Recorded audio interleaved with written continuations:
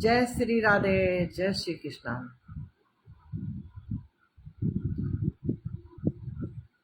बहुत देर लगा रहे हैं आप लोग। नेट नहीं चल रहा था, इसलिए वहाँ हमें बंद करना पड़ा।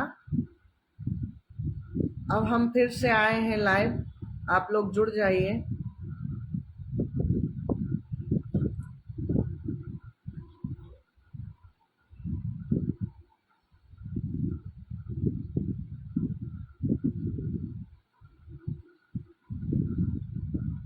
कहाँ चले गए सब?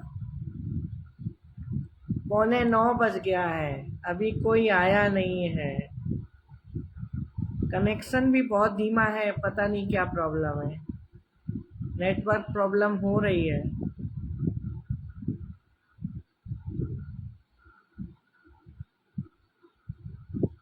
भाई मेरे, बहनें मेरी, जुड़ जाइए आप लोग, प्लीज प्लीज प्लीज।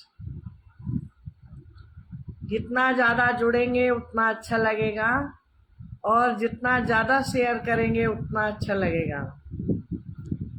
आज से हमने लाइव शुरू किया है, तो बहुत लोगों को तो पता ही नहीं होगा कि दुर्गा जी लाइव आ रही हैं। बहुत हमारे भाई बहन थोड़ा, हो सकता है हमारी पोस्ट देखे ही ना हो, लेकिन अब तो आ जाइए। जो लोग ऑनलाइन हैं वो आ सकते हैं। आज से मैं डेली लाइव आऊंगी, रात्रि में 8 बजे, 8:30 बजे, 8 से 9 के बीच में लाइव आऊंगी। प्रयास करूंगी 8 बजे आ जाऊंगी, और 8 बजे नहीं आई तो 8:30 बजे, और उसमें भी प्रॉब्लम हुई तो 9 बजे। है क्या प्रॉब्लम का मुख्य कारण क्या है? शाम को पूजा का समय होता है, वो तो चलिए हम जल्दी कर सकते हैं, लेकिन मैं अकेली हूँ, कभी कोई आ रहा है, कभी कोई आ रहा है, और पतिदेव किसी भी समय आते हैं, उनका कोई फिक्स टाइम नहीं है। इसलिए ये प्रॉब्लम हो सकती है कि मैं करूं या ना करूं, कब करूं, ये प्रॉब्लम हो सकती है। जो भी हमारे भाई जुड़े हैं उनका नाम लिख के नहीं आ रहा है। ये क्या नाम है इनका? भाई मेरे कमेंट कीजिए। जय सीताराम, जय सीताराम, जय सीताराम।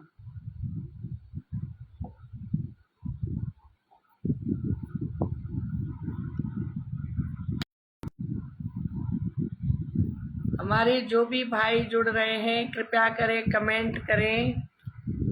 अनंत सानप जी, जय सीताराम। भाई जी शेयर कर दीजिए, हो सके तो वीडियो को। जितना ज़्यादा शेयर करेंगे उतना अच्छा लगेगा, आनंद आएगा लाइव करने में। अगर हो सके तो शेयर कर दीजिए, और लोग भी जुड़ जाएंगे ना, तो बात करने में आनंद आएगा। उम्मीद है आप बहुत अच्छे होंगे। आज का टॉपिक है नारायण हरि।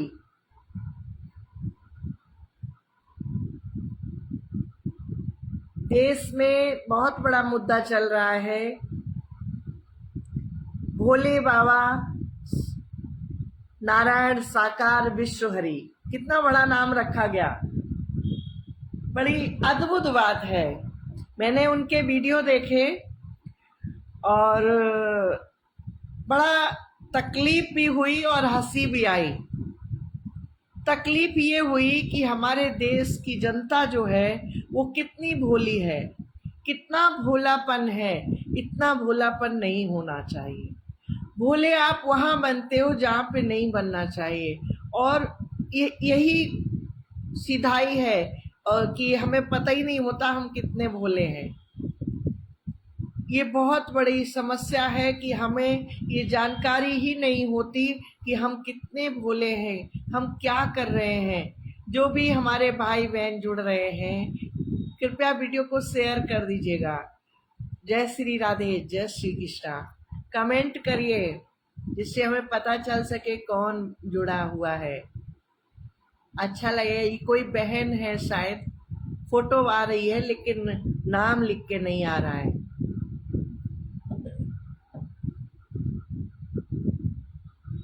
तो अनंत जी, मैं बात कर रही हूँ सूर्यपाल, जो आज के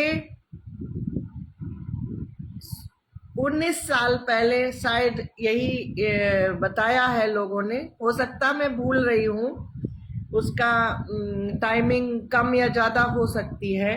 19 साल पहले एक कांस्टेबल था, और कांस्टेबल होना अच्छी बात है, देश की सुरक्षा करती है, हमारे देश की पुलिस, सेना, इन सभी का हम सब सम्मान करते हैं और तहे दिल से करना भी चाहिए, क्योंकि ये सब हमारी देश की सुरक्षा के लिए खड़े होते हैं। लेकिन सूर्यपाल का बैकग्राउंड ये था कि वो बलात्कार के केस में, छेड़छाड़ के केस में, हो सकता है इसमें कुछ मतलब जो भी है, छेड़छाड़ के केस में गया। बलात्कार था या नहीं था मैं तो नहीं जानती, जो न्यूज मिल रही है उसी के आधार पे बोल रही हूँ।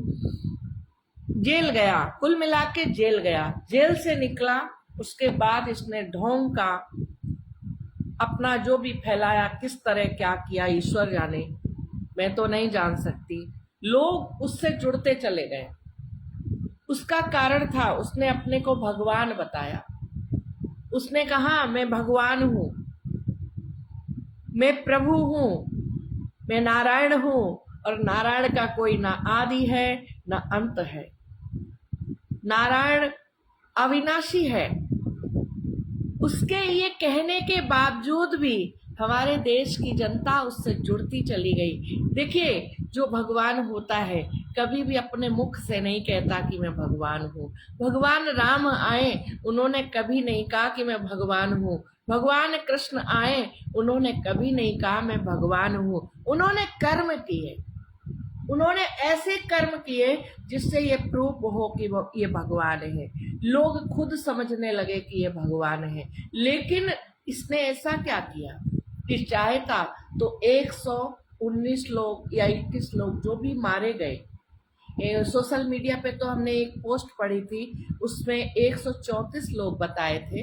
हो सकता वो गलत हो, 121 लोग ही हों, लेकिन एक इंसान भी अगर मरा था और वो भगवान था तो वो जीवित कर सकता था। उसने जीवित क्यों नहीं किया? वो अपने भक्तों के लिए क्या इतना भी नहीं कर सकता था? चलिए मैं ये भी मान लेती हूँ, आज बहस छिड़ी हुई थी, आज चैनल पर मैं संतों की बहस देख रही थी, मुझे आश्चर्य लगा, संत लोग उसका पक्ष ले रहे थे, संत लोग उसका पक्ष ले रहे थे। ये सुन के मुझे तकलीफ भी हुई, हंसी भी आई और अच्छा नहीं लगा, क्योंकि संत तो निष्पक्ष बात करने वाले होते हैं। संतों को कभी भी ऐसा नहीं करना चाहिए कि गलत बोले। देखिए, देश की जनता भोली वाली है, जो खास करके वो जनता जो बहुत गरीब है, जो गरीब जनता है या मीडियम वर्गीय जनता है, वो सभी ये चाहते हैं कि हमारे कष्ट दूर हो जाए। कोई ना कोई कष्ट, कोई ना कोई तकलीफ सभी के अंदर है, सभी को कोई ना कोई कष्ट है, कोई ना कोई तकलीफ है, वो अपनी समस्याओं को लेके परेशान है। और यही कारण है, अगर उसको लगता है कि कोई भगवान जैसा है तो वो उससे जुड़ता चला जाता है। जुड़ने का कारण एक ये भी है। दूसरा, बहुत लोग हैं जो उसको बहकाते हैं। उनकी जो सेना है, उन्होंने 12,500 की जो सेना बना रखी है, वो घर घर जाके लोगों को बरगलाती है। लेकिन कोई भी हमें बरगलाए, हमें समझना चाहिए इसमें सच्चाई क्या है। हमको समझना चाहिए, जिन लोगों के पास खाने को नहीं, वो उसको पैसा चुपचाप दे आते हैं। वो कहता है हम कोई पैसा लेते नहीं, और उसके पास आज की तारीख में कम से कम 500 करोड़ की प्रॉपर्टी है। 500 करोड़ की प्रॉपर्टी मायने रखती है। वो अपने को भगवान बताता है। एक बात बताइए, क्या आप अपने घर हो, ऑफिस हो, जिस स्थान पर आप कार्य करते हैं, क्या आप उस स्थान पर सैंडल पहनकर, चप्पल पहनकर बैठ सकते हैं? एक जो अधिकारी है उसकी मजबूरी है, वो ऑफिस में जूते चप्पल नहीं उतार सकता।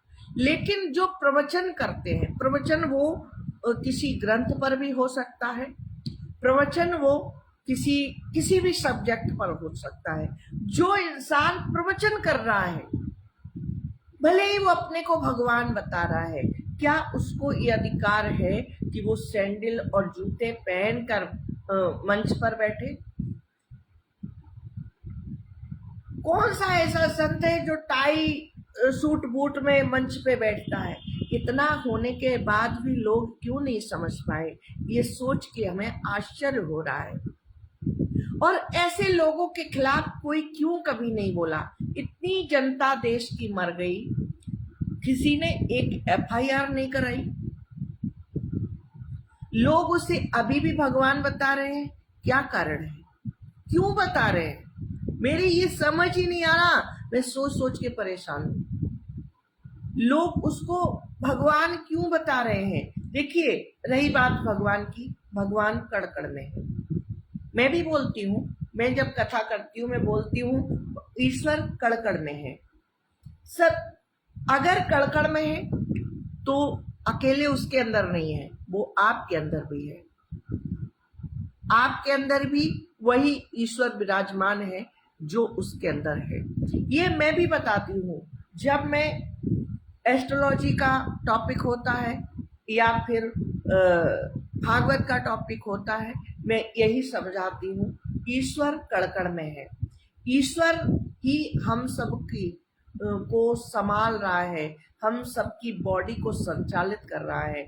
हमारी बॉडी के जितने पार्ट हैं, हमारी बॉडी के जितने सेल हैं, उन सभी को ईश्वर चला रहा है। वो ईश्वर की अनंत शक्तियां, ईश्वर अनेक रूपों में विद्यमान हम सबके अंदर है। वो हमारी बॉडी के हर पार्ट में विराजमान है। कहते हैं इस बॉडी के अंदर 108 चक्र है। उन सभी चक्रों में हमारा जो ईश्वर है ना, आप किसी भी धर्म के हैं, किसी भी जाति के हैं, किसी भी संप्रदाय के हैं, आप जिसको भी मानते हैं, हमारा जो ईश्वर है ना, उन सभी के अंदर है। और उन सभी की बॉडी के 108 चक्र है। उसमें 7 चक्र मुख्य बताए गए हैं, लेकिन 108 जो चक्र हैं, उन सभी को संचालित करने वाला वो ईश्वर ही है। तो अकेला ईश्वर नारायण हरि के बॉडी में नहीं है, वो ईश्वर आप सबके अंदर भी है। लेकिन वो जागृत क्यों नहीं होता? ईश्वर अगर जागृत हो जाए, ईश्वर की शक्तियां अगर जागृत हो जाए, तो हम सभी की बॉडी को स्वस्थ रख सकती हैं और हम जो जो चाहे वो हो सकता है। लोग कह रहे हैं नारायण हरि के आश्रम पर जो हैंड पंप लगे हैं, उन हैंड पंपों के पानी से सबकी बीमारी दूर होती है। ये साइकोलॉजिकल प्रॉब्लम है, उस पानी से नहीं होती है। आपने जो ये सोच रखा है, बाबा ने बताया तो ये सत्य होगा। आपने जो ये सोच रखा है, नारायण हरि ने बताया तो ये सत्य होगा। आपकी सोच के कारण वो पानी भी फायदा कर रहा है। अगर आप सोच ले कि हमारे अंदर ईश्वर है, मैं पर ब्रह्म परमात्मा हूं। सुबोध मासूम जी, जय श्री राधे, बहुत बहुत धन्यवाद। आपका बहुत सपोर्ट रहता है, हमेशा रहता है, हम बहुत खुश रहते हैं। हो सके तो वीडियो को शेयर करते जाइएगा। तो कहने का तात्पर्य हम सबके अंदर ईश्वर है। अकेले नारायण हरि के अंदर ईश्वर नहीं था, वो आप लोगों को बेवकूफ बना रहा था, आप लोगों को ठग रहा था, वो आप लोगों को ठग रहा था। अभी मरा नहीं है, अभी वो जिंदा है, अभी भी ठगता रहेगा अगर आप लोग जागेंगे नहीं तो। मैं आप लोगों को जगाने का प्रयास कर रही हूँ और कोई तात्पर्य नहीं है हमारा लाइव में आके इस टॉपिक पे बोलने का। मैं सिर्फ इतना चाहती हूँ कि अभी कुछ नहीं बिगड़ा है, अभी आप जाग जाइए। आप जाग जाएंगे तो गांव बदलेगा, आपका घर बदलेगा, आपका गांव बदलेगा, आपका देश बदलेगा, और जो समस्याएं आपको हैं वो सभी बदलेंगी। हर समस्या का समाधान आपकी सोच के अंदर छुपा हुआ है। आपके अंदर जो एनर्जी काम कर रही है, जो 108 चक्रों को चला रही है, वो एनर्जी जो काम कर रही है, वो सब कुछ, जी जी बिल्कुल सही बात बोली आपने, ये अंधविश्वास है। तो आपके जो 108 चक्रों को चला रहा है वही सब कुछ मैनेज कर रहा है। अगर आप उनकी शक्तियों को जगा लें, वो सभी शक्तियां आपके अंदर जो 108 चक्र हैं, उनको चलाने वाली जो शक्तियां हैं, अगर वो सभी जाग जाएं तो वही होगा जो आप चाहेंगे। आपको न कोई बीमारी छू सकेगी, न कोई समाज की टेंशन छू सकेगी, न कोई पारिवारिक टेंशन छू सकेगी, न कोई व्यापारिक टेंशन छू सकेगी। आप हर तरह से पूर्ण स्वस्थ हो जाएंगे, तन से, मन से, धन से। तो मेरे कहने का तात्पर्य ये है कि आप लोग जाग जाइए, अभी कुछ नहीं बिगड़ा है। हो सकता है मैं कोई उल्टे सच बताऊं, मेरे को हंसी आती है जब मैं देखती हूँ बराबर उसके वीडियो चल रहे हैं सोशल मीडिया पे। तो कम चल रहे हैं क्योंकि सोशल मीडिया पे लोग और चीजें ज्यादा देखते हैं। मौज मस्ती के कारण बिग बॉस चल रहा है, बिग बॉस को लोग देखते हैं। जो धार्मिक लोग हैं वो कथा भागवत सुनते हैं, जो परेशान लोग हैं थोड़ा बहुत एस्ट्रोलॉजी देखते हैं। लेकिन एस्ट्रोलॉजर इतना ज्यादा ठग रहे हैं, इतना ज्यादा ठग रहे हैं कि हमारे देश की जनता इन अंधभक्तों के पीछे भाग रही है। इन अंधभक्तों के सॉरी अब ये जो बेवकूफ बनाने वाले बाबा हैं, इनके पीछे भाग रही है। और जो अंधभक्त बनी हुई है, अंधभक्त पूरी तरह से बन गई, आंखें बंद कर ली है, उन्होंने पट्टी बांध रखी है। ये सोचना ही नहीं चाहते कि नारायण हरि क्या है, साकार हरि क्या है। एक बात बताइए, भगवान ने कब कहा मेरे चरणों की धूल? भगवान कभी ये कहता मेरे चरणों की धूल अपने माथे से लगा लो? भगवान ये कभी नहीं कहता।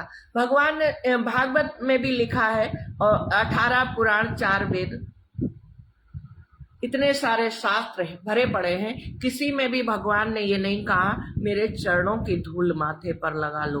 भगवान ने सिर्फ इतना कहा मुझसे बड़ा मेरा नाम है, मेरा नाम ले लो, तुम्हारे सभी पाप कट जाएंगे। मेरी शरण में आ जाओ, तुम्हारे सभी पाप कट जाएंगे। एक बात बताइए, कोई पता नहीं लोग जुड़े हैं, कितने लोग जुड़े हैं समझ में नहीं आ रहा है, क्योंकि शो सिर्फ एक कर रहा है, लेकिन हमारे पास कमेंट तीन लोगों के आ गए हैं। तो इसका मतलब कम से कम 3 लोग तो जुड़े ही हुए हैं। तो कहने का तात्पर्य ये क्या है? एक बात बताइए, आप लोग उसका करेक्टर क्यों नहीं देखते? उसने जिस समय कांस्टेबल था, लड़की का बलात्कार करने का प्रयास किया या बलात्कार किया, ईश्वर जाने, मेरे को नहीं पता, कानून जाने। सच्चाई क्या है कानून बता सकता है। किस अपराध में उसको जेल भेजा गया, वो जेल से निकला, उसके बाद उसने अपनी बाद में किया या पहले किया, पत्नी को छोड़ा या मारा, क्या किया पता नहीं। पत्नी का कुछ खुल के स्पष्ट नहीं आ रहा है। आप लोग भी टीवी देख सकते हैं, टीवी पर सारी न्यूज़ें देखिए, समझिए उसने पत्नी का क्या किया पता नहीं। वो मामी को पत्नी बनाकर बैठा है, अपनी सगी मामी को पत्नी बनाकर बैठा है। जो उसके बाजू में बैठती है वो उसकी पत्नी नहीं है, उसकी मामी है। उसके बाद भी आप लोग, सभी के लिए नहीं कह रही हूँ, सिर्फ उन लोगों के लिए कह रही हूँ जो लोग उसके भक्त बने हुए। उसके बाद भी हमारे देश की भोली वाली जनता वहां उसके चरणों की धूल लेने के लिए दौड़ती है कि अरे यार क्या पागलपन है, क्यों किया, इतने लोग मारे गए। अगर आपका एक ये छोटा सा पागलपन ना होता, भोलापन ना होता, तो आज वो लोग बच जाते, वो मरते नहीं, उनकी मृत्यु नहीं आई थी। ये जो पाप कर दिया आपने, एक पापी को अपना भगवान बना लिया। एक बात बताइए, जो जिसने अपनी पत्नी को छोड़ दिया, जिसने ऑफिस में बलात्कार करने की कोशिश की, बलात्कार किया, जिसने अपनी मामी को रख लिया, मामी क्या होती है, माँ समान होती है। माँ माँ माँ माँ में दो माँ लगते हैं, उसकी पत्नी मामी, उसमें भी दो माँ लगते हैं, मामी माँ समान होती है। वो उसको पत्नी बनाकर बैठा है और आप लोग कह रहे हो ये भगवान है। कहाँ का भगवान है, क्या संस्कार दे रहा है आपको, आप लोग उससे संस्कार लेके क्या कर रहे हो। एक पापी को अगर आप भगवान बना रहे हो तो इससे बड़ा कोई पाप नहीं है। यही आपका पाप उन 121 लोग या 34 लोग जो भी मारे गए उनका गुनहगार है। आपके पाप के कारण ये हुआ है, अभी कुछ नहीं बिगड़ा है। जो हो गया कोई बात नहीं, होनी थी, हम होनी समझ के आप माफी मांगोगे भगवान से तो वो माफ कर देगा। ये होनी थी, हो सकता होनी थी, चले गए वो लोग, लेकिन अब तो संभल जाइए, अभी कुछ नहीं बिगड़ा है, आप लोग संभल जाइए। मैं सिर्फ इतनी प्रार्थना कर रही हूँ, हाथ जोड़ रही हूँ। लोग यहाँ तक हाथ जोड़ते, मैं यहाँ तक जोड़ रही हूँ, हाथ जोड़ रही हूँ दोनों। आप लोग संभल जाइए, इस चक्कर में ना पड़िए। मैंने परसों एक पोस्ट डाली थी, नारायण हरि के कारण ही डाली थी और कोई कारण नहीं था, लेकिन मैंने जो 5544 या 3344 जो बोला था उसका कारण था। मेरा एक एक मिनट, एक एक सेकंड बहुत कीमती है। मैं बिजी रहती हूँ, मेरे पास समय नहीं होता है, लेकिन अगर मैं किसी को समय दूंगी उसके एवज में, मैंने सालों उस काम में लगाया है। मैं जो सिखाने की बात कर रही थी, मेडिटेशन और योग क्रिया, उसके लिए मैंने सालों लगाया है। मैंने बहुत उस पर रिसर्च किया है, मैंने उस पर बहुत पढ़ा है, बहुत सुना है। अकेले सुनने से काम नहीं चलता, उसको पढ़ा है और सालों समय दिया है। उसके बाद आज भी अगर हम किसी को सिखाते हैं तो हमें समय देना पड़ेगा, और अकेले एक को समय नहीं देना पड़ेगा। ऐसा नहीं है कि 1 घंटे में हो जाएगा या आधे घंटे में हो जाएगा। जितनी बीमारियां हैं उतने अलग तरीके अपनाने पड़ेंगे। जैसे मोटापा जिनको कम करना है उनके लिए अलग क्रिया बतानी पड़ेगी, उनको अलग समझाना पड़ेगा, उसमें कम से कम आधा घंटा जाएगा। और जिनको दूसरी बीमारियां हैं उनको अलग सिखाया जाएगा, उनको भी आधा घंटा कम से कम जाएगा। और सप्ताह में हम आधा घंटा अगर देंगे तो महीने में 2 घंटे हो गया। आप डॉक्टर के पास जाते हो, 500 रुपए फीस ले लेता है, या अब तो सब 1000 रुपए लेने लगे हैं, 1000 रुपए फीस ले लेता है और कम से कम 10,000 की जांच लिख देता है। और उस जांच में भी उसका प्रॉफिट होता है, उसका कमीशन होता है। उसके बाद आपको बीमारी हो, कई बार तो होती है और कई बार बीमारी झूठी बना के ऑपरेशन बता के कि ऑपरेशन करना पड़ेगा, ये करना पड़ेगा, वो करना पड़ेगा। आपसे लाखों ठगता है डॉक्टर। अगर आप बीमारियों से बचना चाहते, अगर आप समस्याओं से बचना चाहते, आप एस्ट्रोलॉजर के पास जाते हैं, वो भी बहुत ठगता है। पूजा पाठ के बहाने से 50,000 खर्च कराता है, कई बार तो लोग लाखों लाखों खर्च करके सुखी होना चाहते हैं, लेकिन मैंने वो डाला था सिर्फ 3 महीने का कोर्स बताया था, उसमें एक का भी फोन नहीं आया। कोई बात नहीं, हमें कोई प्रॉब्लम नहीं है, मैं बहुत खुश हूँ, मेरे को टाइम नहीं देना पड़ेगा। जितना मैं टाइम दूंगी उतना एक एक सेकंड मेरा कीमती है, उतनी मेहनत ज्यादा हो जाएगी हमारी। तो चलिए उस पर कोई बात नहीं, वो अच्छी बात है, कोई नहीं आया, लेकिन हम प्रयास करेंगे कभी कभी लाइव आके मेडिटेशन सिखाने का, क्योंकि देखिए पैसा सब कुछ नहीं होता। मैंने बहुत इस पे विचार किया, लोग क्या सोचते हैं होंगे, लोगों ने सोचा होगा 5500 रुपए ले रही देवी जी, बड़ा लूट रही हैं, बहुत कुछ सोचा होगा। कोई बात नहीं, आपकी सोच को धन्यवाद, आप जो भी सोचते हैं उसके लिए बहुत बहुत धन्यवाद। और लेकिन मैं फ्री सिखाने का प्रयास करूंगी, मैं प्रयास करूंगी लाइव आऊं, मेडिटेशन सिखाऊं और वो योग क्रियाएं भी सिखाऊं, अलग अलग मैं आपको सिखाने का प्रयास करूंगी, जिससे सभी का जीवन सुखमय हो सके। बस आपको इतना करना पड़ेगा, अगर आप हमारे चैनल पर या फेसबुक पेज पर नए आए हैं तो आपको फॉलो करना पड़ेगा, सब्सक्राइब करना पड़ेगा, और सब्सक्राइब कर लेंगे, फॉलो कर लेंगे तो आपको हमारी हर वीडियो का अपडेट मिलता रहेगा। बस इतना करना पड़ेगा, उसमें 1 रुपया नहीं लगता। हाँ, अगर आप दे सकते हैं, आपको लगता है कि काम की चीज बताई है और आप बहुत खुशी महसूस करते हैं और हमें सच में सपोर्ट करना चाहते हैं, तो आप हमारी वीडियो पर स्टार भेज सकते हैं, स्टार भेजकर पैसा दे सकते हैं। और भी तरीके हैं, उस तरह पैसा दे सकते हैं। लाइव स्ट्रीमिंग में पैसा आप अच्छे से दे सकते हैं, कोई प्रॉब्लम नहीं, अगर सपोर्ट करना चाहे तो। नहीं तो ये सब कुछ फ्री रखेंगे हम, क्योंकि लोगों की सोच है कि देवी जी भी लूट रही हैं। देवी जी को जरूरत नहीं है, भगवान की कृपा से देवी जी को भगवान ने बहुत दिया है, जितना बताऊं उतना कम है।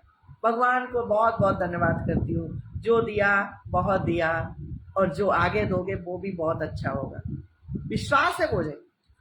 वो हो सकता है मेरी कमाई से ना आए, लेकिन मेरे बच्चों की कमाई, मेरे पति की कमाई, मेरे घर में 4 लोग हैं मेरे अलावा,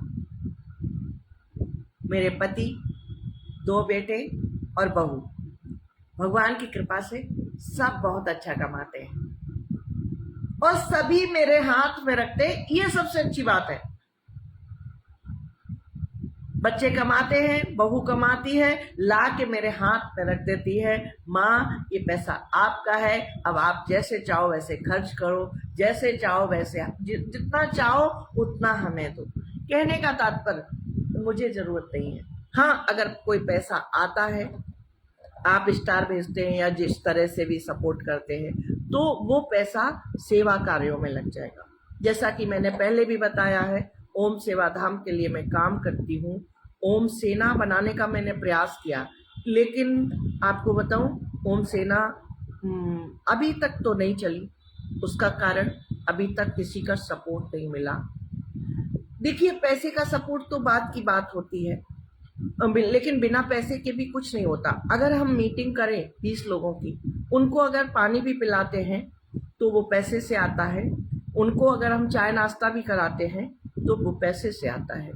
तो इसलिए पैसा भी जरूरत होती है इंसान की, बिना पैसे के कुछ भी नहीं होता। लेकिन जो लोग जुड़े, वो 4 लोग नहीं जोड़ पाए, इस बात का थोड़ा कष्ट है अभी तक, इसीलिए ओम सेना खड़ी नहीं हो पाई। कोई बात नहीं, अगर भाग्य में होगा ओम सेना का खड़ा होना तो हो सकता भविष्य में कुछ ऐसा चमत्कार हो जाए, कुछ अच्छे लोग आ जाए और ओम सेना का सपोर्ट करें और ओम सेना खड़ी हो जाए। हो सकता है ऐसा हो जाए, लेकिन अभी तक ऐसा नहीं हुआ है। कोई बात नहीं, वो अगर कोई पैसा आता है तो वो पैसा पूरा सेवा धाम में जाएगा। मेरे पास मेरे बच्चों की कमाई, मेरे पति की कमाई बहुत है। हाँ, जो मेडिटेशन के लिए मैंने डाला था उस पोस्ट के लिए अगर किसी को कष्ट हुआ हो तो हम माफी चाहते हैं। क्योंकि उसमें हमने जो 5500 और 3300 लिख दिया था, हालांकि कम करके लिखा था। ये 3 महीने की छूट हमने इसलिए रखी थी कि शुरुआत हो रही है, 3 महीने छूट कर देते हैं जिससे ज़्यादा से ज़्यादा लोग उसका लाभ उठा पाएंगे। चलिए कोई बात नहीं, उस पर हम बात करेंगे। बाद में बात क्या करेंगे, ज़रूरत ही नहीं है। और कोई अगर पूछेगा तो बात करेंगे। और हम डेली आएंगे और प्रयास करेंगे डेली दिन में कम से कम 2 बार आए। उसका टाइम हमें फिक्स करना पड़ेगा। एक टाइम तो जो शाम का समय रहेगा हमारा, 8 बजे सोच रही हूँ, लेकिन 8 बजे हो नहीं पाएगा क्योंकि वही समय हमारी पूजा का होता है और पूजा से उठते हैं तो पतिदेव आ जाते हैं। वो टाइम हमारी पूजा का होता है, लेकिन हम प्रयास करेंगे 9 बजे हर हाल में लाइव आ जाएं। और सुबह का टाइम जो रखूंगी उसमें मैं आपको कथा सुनाने का प्रयास करूंगी। कभी कथा सुनाऊंगी, कभी एस्ट्रोलॉजी के टॉपिक बताऊंगी।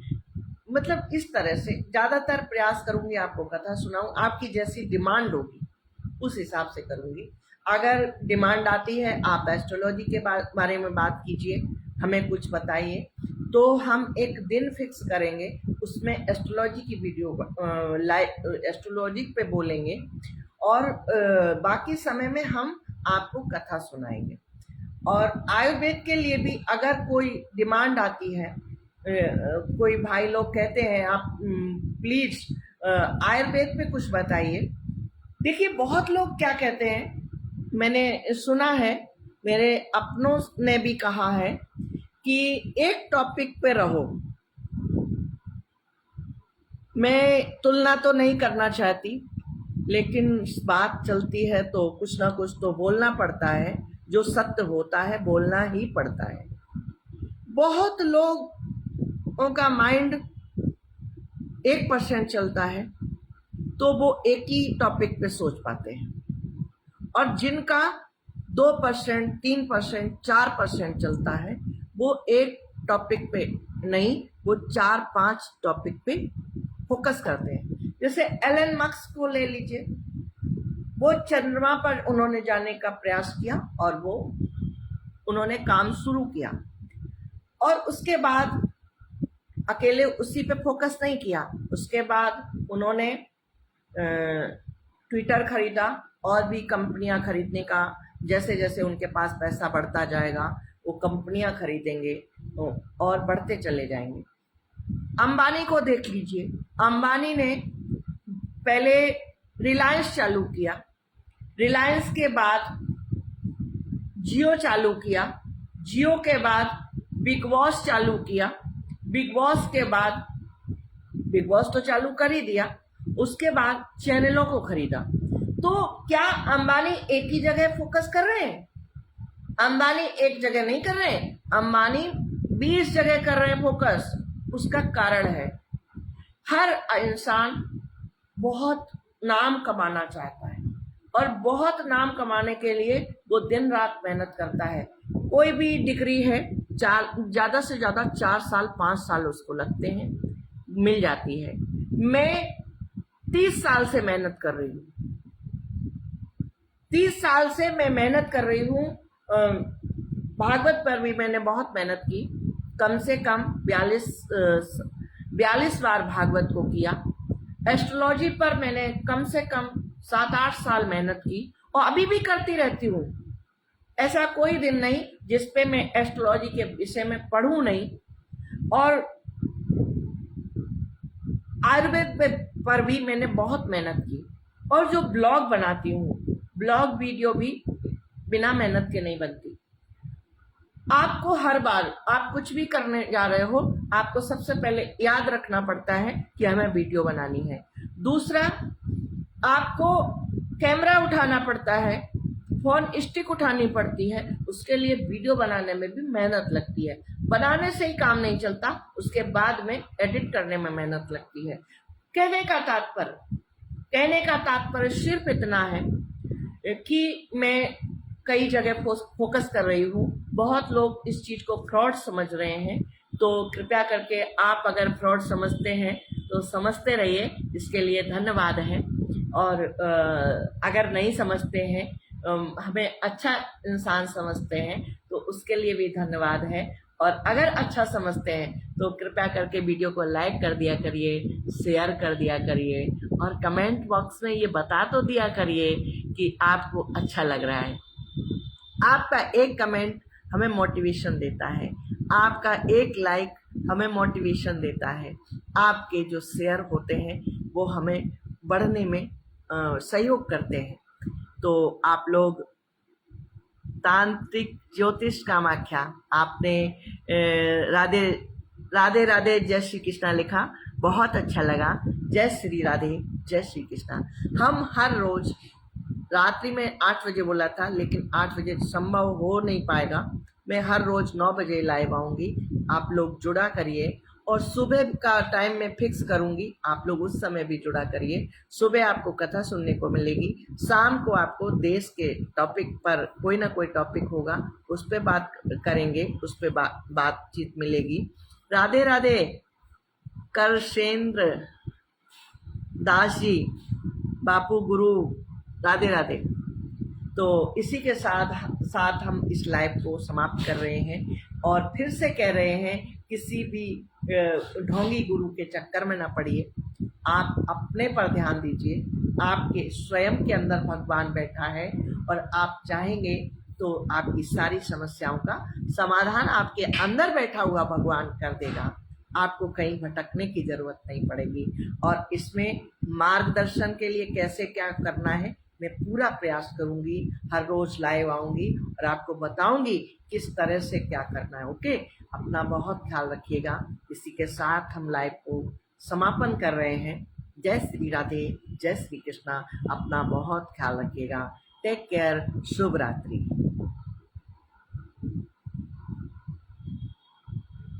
खुश रहिए मनु पांडे जी, बहुत बहुत बहुत प्रसन्न रहिए। भगवान आपकी सारी समस्याओं का समाधान करे, आप सबको खुश रखे, बस इतनी सी प्रार्थना है। ओके, अपना बहुत ख्याल रखिएगा। Take care. और हो सके तो वीडियो को लाइक और कमेंट शेयर जरूर कर दीजिएगा।